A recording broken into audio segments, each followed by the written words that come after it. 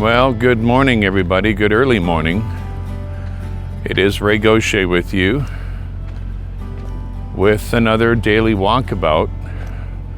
And when I say good morning, I mean good morning. It's 12:30 a.m. I'm in Nogales, Arizona, right on the Mexican border. I'm literally standing at the wall here, the Trump wall. And things look pretty quiet on the Mexican side. Usually there's a big lineup of cars over there trying to get across where the four-wheelers cross. And it's really quiet out here. You don't see any people over there. There's nobody lined up to try to get across. They have really put their foot down on any kind of crossings into the U.S. So Trump is keeping his promise, at least with that. He stopped the invasion, which is good. But why am I up so early? Well, let's just say that for the last few days, I haven't had a lot of sleep, maybe even 5 days. And partially that was my fault. I was watching the World Snooker Championships, and watching it over here is you got to be up really early to watch. Like if you want to watch a 10 or 11 o'clock in the morning snooker match, you have to be up at 2 o'clock in the morning over here to watch it. But it's over now, it's done. It was a very, very good championship, 17 days. And really nice Chinese player, young man, 27 years old. Won the championship for the first time in snooker history. So that was very exciting to watch history being made there. So today when I made my way into Nogales, I'm over here at the yard where we get inspected. There's nobody here but me, which is very unusual. Normally there's at least three trucks, at least. Or sometimes as much as 15 trucks all lined up here, ready to be inspected tomorrow. And tomorrow, or should I say, and today is Friday. It's very unusual. I'm the only one here. I got a feeling I'm going to get inspected and get across very early tomorrow. I hope that's the case. But today, I really don't even know what to name this walkabout.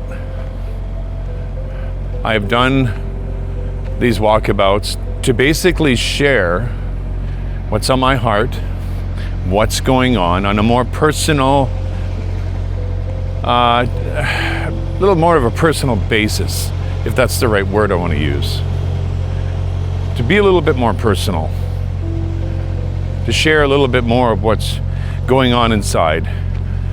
With other videos, I'm not so transparent. And the reason why I'm doing this, I guess it's almost like a little bit of a journal that I'm willing to share.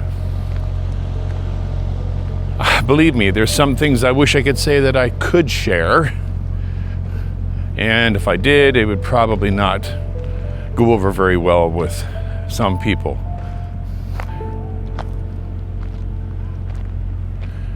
But the last little while, last few days, things have been very difficult for me because of my daughter's trial. I had to go down and see the Crown Counsel, which is the lead prosecutor for the case.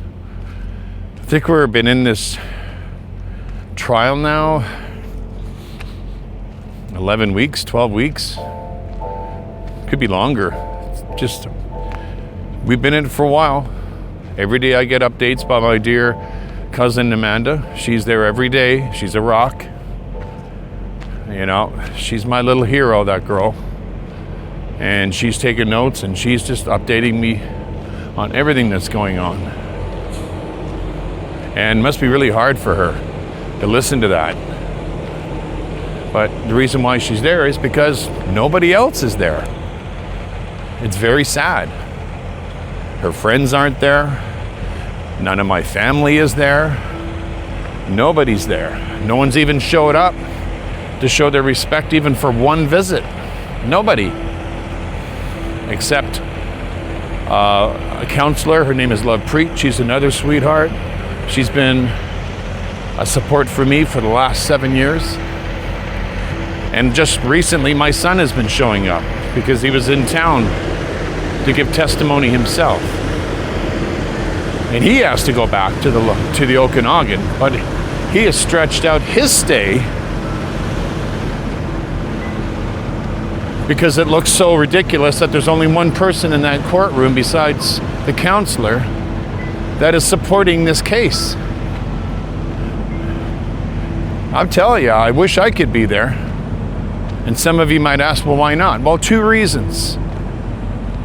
If I was to do that, I would probably lose my job because they can't just leave my truck sitting in the yard for 12 weeks. It has to be rolling. I may not lose my job, but I'll certainly lose my truck. And then I might as well just move on to another job because there probably wouldn't be any other vehicles available. So I can't. I don't even have the choice. Even if I wanted to be there, I don't have the choice. Because in this line of work, your job is your home. Or should I say the truck you drive is your home, especially in my situation. I give up the truck, well, I might as well just get a hotel for 12 weeks. I guess I could take, in any other job, I guess in this situation, I probably could take a hardship application on any other job and they might give me minimal pay while the trial's going on. But in the trucking industry, again, you lose your truck, you lose your wheels, you lose your home.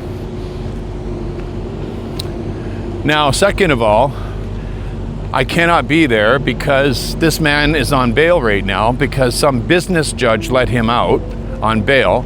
Not even a family judge, not even a criminal judge, not knowing anything about this case, lets this man out on a lousy bail, small amount.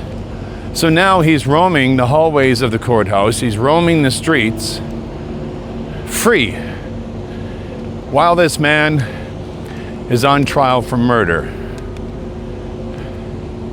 Knowing that, I cannot be around that courtroom because I really don't know how I would react if I seen him. I don't know how I would react. I don't know if I would snap. I really don't know. Especially the way I know how this man has totally disregarded my daughter's life. It wasn't just a quick crime that he committed and he ran off and he's feeling remorseful. This man has no remorse whatsoever. No compassion, nothing. And it's very, very easy to do something that you later might regret to someone who has killed your daughter viciously. So I cannot be there because I would probably end up doing something that I would be behind the bars and I would be the one on trial. So I don't have an option to be there. So there's very few people that are showing any kind of support. And it's kind of sad because I remember when Chelsea had her candlelit vigil, there's a lot of people that showed up for that. A lot of people. Of course, most of my family didn't show up for that. There's always an excuse. Now, the only time family shows up for these things is when there's a funeral. I guess they feel obligated to at least do that. But all those people showed up, her friends. They showed up for the vigil. 7 years later, the trial, finally in full swing, nobody shows up. And that's really, really terrible. When something happens to you, how people easily forget you even existed.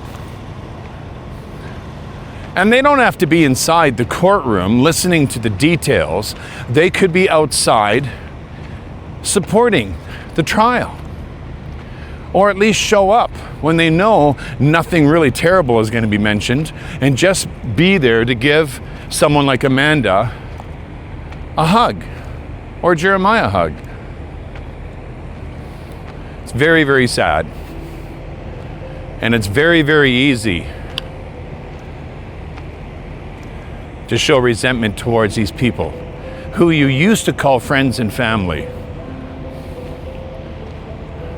I can easily tell you that I have people that are in contact with me regularly about this case and showing support, love and prayers, less than a handful. When I have quite a good sized family and quite a bit of apparent friends, less than a handful. And again, it's very, very easy to hold grudges and to have anger. And even my son, he's like, I cannot believe that nobody cares. I even have people telling me, oh, I didn't know this case was going on, even though I've been mentioning this for 13 weeks. And it really does show you, people, for those of you, because I'm going to post this on my regular trucker channel, this is why I hold on to God as much as I do. This is why I talk to Him as much as I do. When everyone else leaves you and bails on you, He will always be there with you to strengthen you. And that has been what's going on with me. Not to mention, less than a handful of people that have been there to support me, even saying, we're thinking of you, do you need someone to talk to, anything. The excuse of, well, I didn't want to say nothing to you because I didn't know what to say, so I thought I'd just leave you alone. That is a pathetic, sad excuse. And I don't buy that at all. So I do, again, very much care for these friends.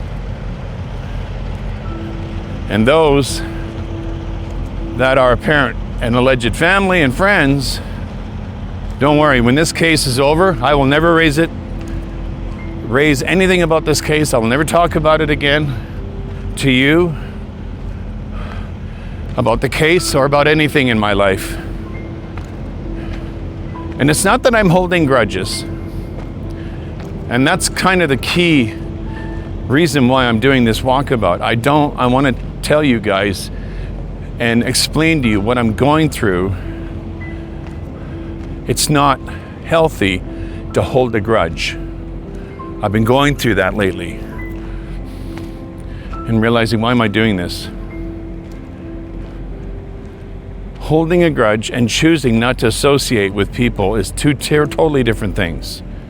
I don't hate these people. I don't hold a grudge to them. I am frustrated with it. It is terrible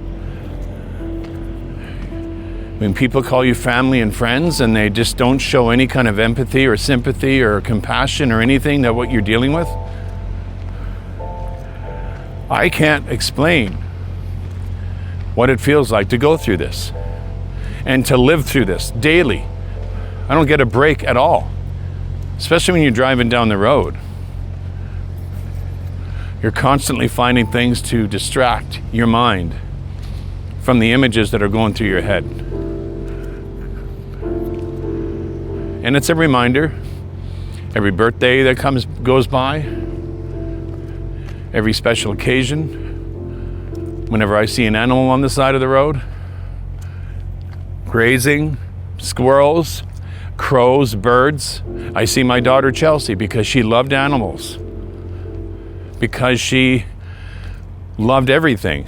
That girl didn't have a mean bone in her whole body, and of course she's the one that has to be taken and viciously murdered by a narcissist who doesn't have any compassion at all for human life. and all he cares about is himself. And I know he will pay the ultimate price when he stands before God and has to answer for this and all the other things he's done. And I'm not going to go into that. This guy's got a terrible record.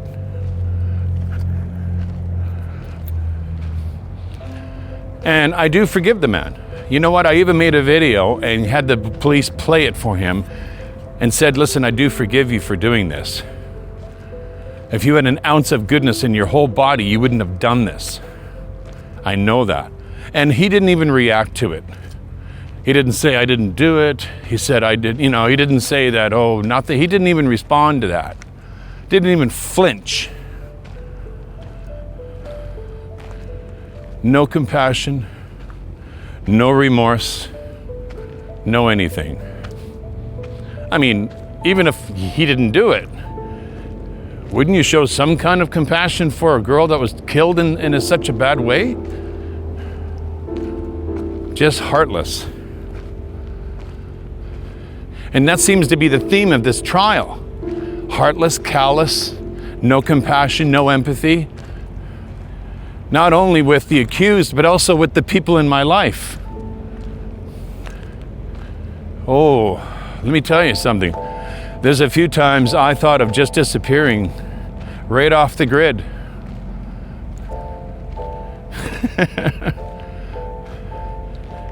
But I'll tell you, when the trial is done,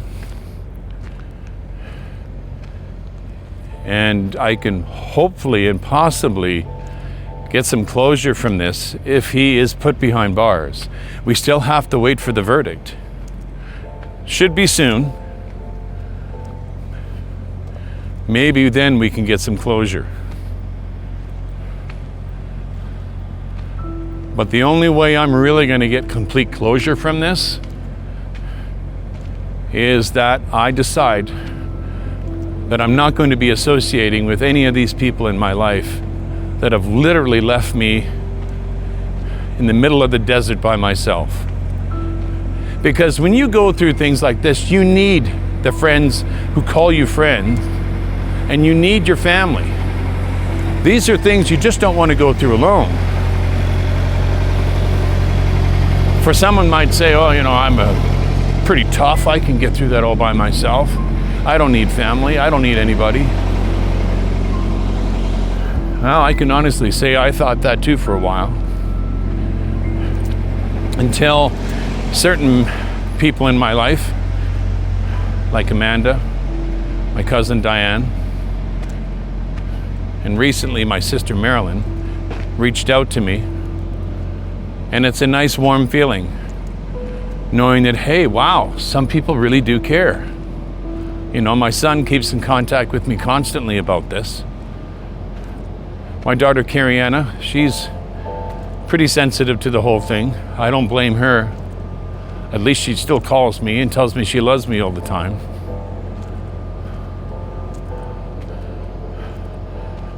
That's not hard to do. Send a text and let the person know that you're there. Even though if there's nothing you can do.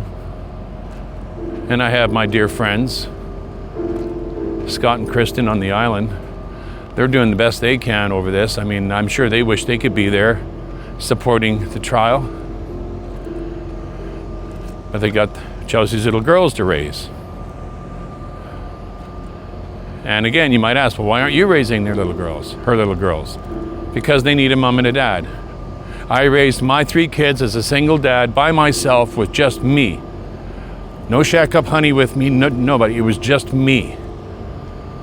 And I think I did pretty good. But I still think it would have been better if the mom would have been around. And I strongly believe that if there's an opportunity for a mom and a dad to raise any children, that should be the option. And I think God couldn't have picked 2 better people to raise those little girls. Godly, in a disciplined order. Kids are a little spoiled, but at least they're being raised in a godly way.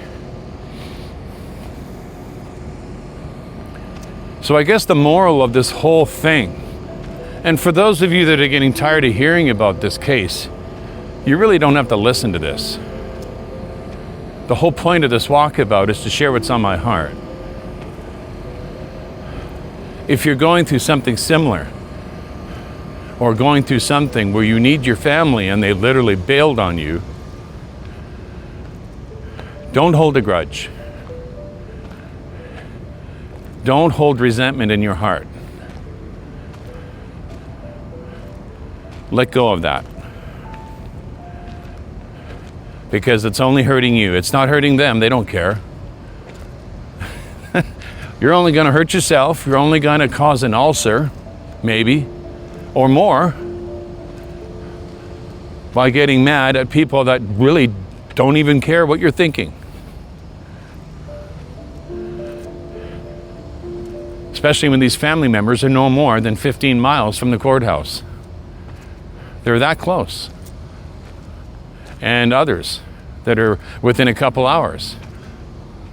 Seconds away by phone call or text. I'm going to be doing things a lot different once this case is over. But there's one thing that I will not do. I will not keep a resentment in my heart. I will not, and I'm not going to lie, there was a resentment for a while there. Even recently, I was really upset. Especially when I had to go to the courthouse. And I went there for the first time to talk to the lead prosecutor. And I was in that building where I knew that guy was roaming around in there, that creep, hours before. First time I had to go to the metal detector and go up there and talk with the Crown prosecutor, you know, in the interview rooms and everything else. And I'm telling you something, that was very surreal. I've been looking from the outside in at this case and getting updates from my cousin and my son. And it looks totally different when you are in the inside of your truck, or you're sitting somewhere else, or you're outside walking around. But when you are literally inside that building where it's all going down, you see this and feel it totally different. And when I got back to Langley after doing that interview, there was such a darkness that was over me. I couldn't explain it. It was not like a depression, it was a darkness, it was an emptiness. And it actually had me worried for a while. I'm like, my gosh, this is unreal. I've never felt this before. Is this what people feel like before they kill themselves? It's such a darkness and an emptiness, you can't shake it. I was trying to think of different things I could do to shake it. It wouldn't go away. I got through it. Probably because God arranged it. Through strength, people's prayers. But during a moment like that, if I knew that family cared, I could have reached out to those family and just told them, you wouldn't believe what I'm going through right now. But you know what? I don't want to contact these family members because I don't want to burden them, because if they cared, they'd be reaching out to me. And these friends who call me friend, I'm not going to reach out to them because they haven't been reaching out to me. I don't want to burden them. And I do get excuses for some, well, I really don't know what to say, and I figure it's best to just leave you alone. You know, let you deal with it. Okay, I'll remember that when this is all said and done. I'll leave you alone too, permanently. And what I'm dealing with right now is probably the worst thing you could ever go through when someone loses a child to a death, especially when it's murder. A child you raised, a child you changed her diapers as a single parent. This little one was with you night and day for 3 years. What I mean by night and day for 3 years, I had 2 other kids, Jeremiah and Carrie, but they were at school. And when Chelsea was 2 years old, the other 2 were in school. So I had her up to 2 to 5 years old with me all the time. All the time. She went with me everywhere. I didn't have daycare. I never had anybody ever offer to babysit my kids. Even my family didn't offer.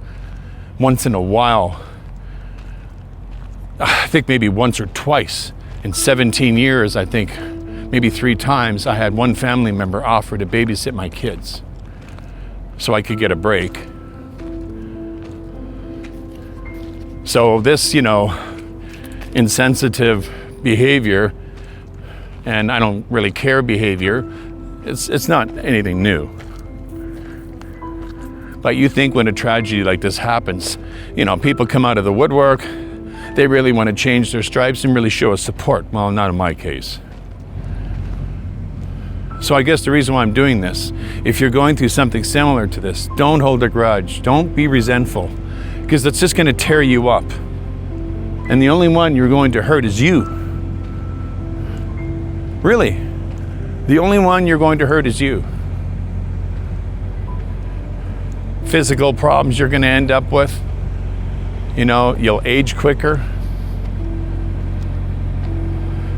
Best thing to do is take action. Make notes. Take inventory. Who was there? Who wasn't there? Who cares? Who doesn't care? I mean, you can even still associate yourself with those people. Maybe they're like, well, I can't just disassociate myself with my whole family. No. You still want to show up at a wedding or a funeral, go right ahead. But in my case, I won't be sharing anything personal anymore with any of these people. I don't care how bad it is. I don't care if I'm even dying. Let them find out from someone who did care.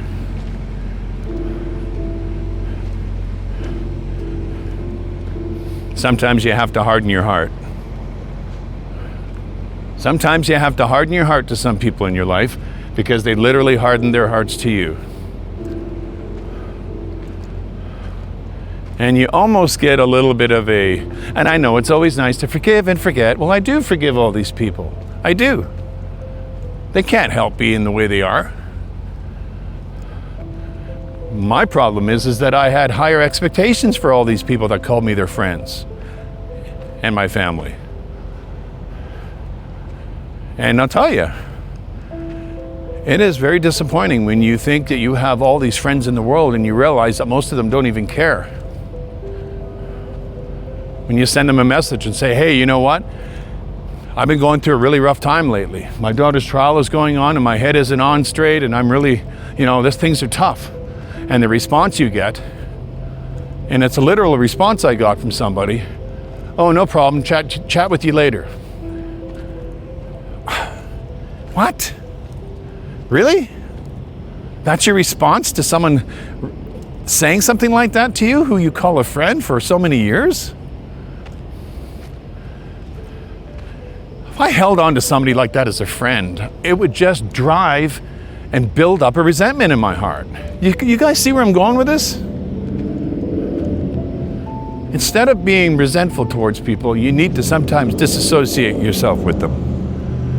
That way, it doesn't create any damage with you. Anyway, I think I've made my point clear. But can I just clearly wrap this up, friends?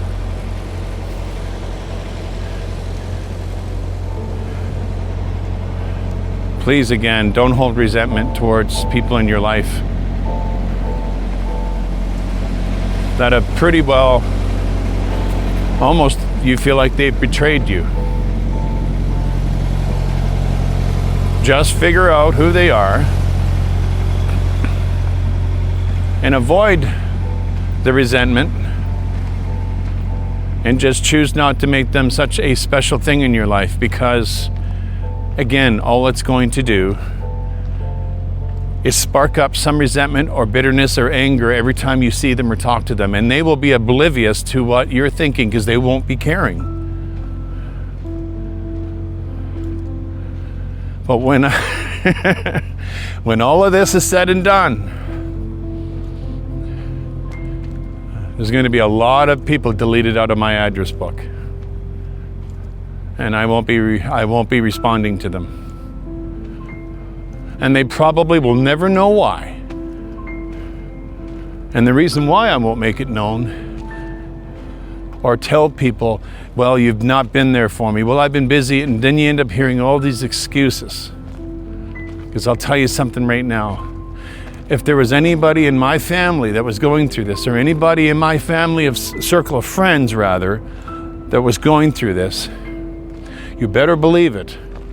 I would have notifications on my phone to message that person at least once every couple weeks to let them know. Or more, depending how close you are to that person in your life, to make sure you did not forget to let them know that you're with them. Maybe I'm cut from another cloth. Maybe I'm from another planet. Maybe they don't do things like that on planet Earth. Anyway, friends, that's all I have for you. I'm not sure how many people will even hear this, but I want you to know, again, hold on to those ones that do care. They can be a lifeline in your life. Let them know how much you care about them. The ones that have been reaching out to you, the ones that have been regular in your life through this whole ordeal, whatever it is you're going through, don't forget who they are. Go out of your way to do special things for them. Take them out to dinner once in a while. Let them know you love them. And you know what? When this whole ordeal is done, in Chelsea we get our, she's finally put to rest in a way where we know this creep is put behind bars. I will always remember those who were there for me through this ordeal, and I will continue to do special things for them and be a part of their life in a special way. I will literally favor them over everybody else in my life because they went through something terrible with you and they were there with you and they didn't bail on you. And it just shows me that I need to be a little bit more careful and a little bit more vigilant and smarter when it comes to choosing friends and recognizing who is really my family. From this day forward, believe me. But friends, I hope this has helped somebody, and I appreciate you listening. Maybe I just needed to vent. But God bless you all, especially those of you that are going through difficult times, whatever it might be. And for those of you that are regularly in my life caring about what's going on in my life regarding my daughter's trial, I care about you and I love you and you know who you are. And I know there's a lot of other YouTubers out there that message me once in a while, letting me know they're in prayer. I don't like mentioning names because you end up forgetting the names while you're in the middle of trying to remember everyone. So if I left anybody out, please don't be offended. I got a lot going on. But it's roughly a handful, less than a handful. Blessings in the name of Yeshua. I'm losing my voice now. I guess it's time to shut up. We'll talk to you later. Bye for now.